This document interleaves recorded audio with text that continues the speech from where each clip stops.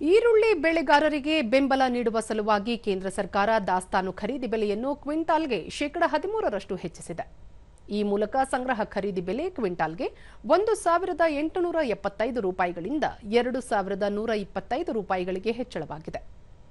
ಸರ್ಕಾರದ ಬೆಲೆ ಸ್ಥಿರೀಕರಣ ಕಾಪು ದಾಸ್ತಾನಿಗಾಗಿ ರಾಷ್ಟ್ರೀಯ ಕೃಷಿ ಸಹಕಾರಿ ಮಾರುಕಟ್ಟೆ ಒಕ್ಕೂಟ ಲಿಮಿಟೆಡ್ ಮತ್ತು ರಾಷ್ಟ್ರೀಯ ಸಹಕಾರಿ ಗ್ರಾಹಕರ ಒಕ್ಕೂಟ ಆಫ್ ಇಂಡಿಯಾ ಲಿಮಿಟೆಡ್ ಮೂಲಕ ಈರುಳ್ಳಿ ಖರೀದಿ ಪ್ರಗತಿಯಲ್ಲಿದೆ. ಪರಿಷ್ಕೃತ ಈರುಳ್ಳಿ ಖರೀದಿ ಬೆಲೆಯು ರೈತರಿಗೆ ಉತ್ತಮ ಲಾಭ ಹಾಗೂ ದಾಸ್ತಾನು ಖರೀದಿ ಪ್ರಯತ್ನಗಳನ್ನು ಬೆಂಬಲಿಸುತ್ತದೆ ಎಂದು ಗ್ರಾಹಕ ವ್ಯವಹಾರಗಳು, ಆಹಾರ ಮತ್ತು ಸಾರ್ವಜನಿಕ ವಿತರಣಾ ಸಚಿವಾಲಯ ತಿಳಿಸಿದೆ.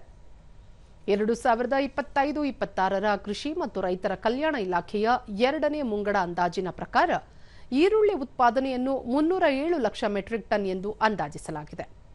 ಮಹಾರಾಷ್ಟ್ರ, ಮಧ್ಯಪ್ರದೇಶ ಮತ್ತು ಗುಜರಾತ್ನಲ್ಲಿ ಪ್ರಸ್ತುತ ದಾಸ್ತಾನು ಮಟ್ಟಗಳು ಸಮರ್ಪಕವಾಗಿದ್ದು, ಪ್ರಸ್ತುತ ಈರುಳ್ಳಿ ಸಂಗ್ರಹಣೆಯಲ್ಲಿ ಯಾವುದೇ ಕೊರತೆಯ ಸೂಚನೆಗಳು ಇಲ್ಲ ಎಂದು ಸಚಿವಾಲಯ ತಿಳಿಸಿದೆ.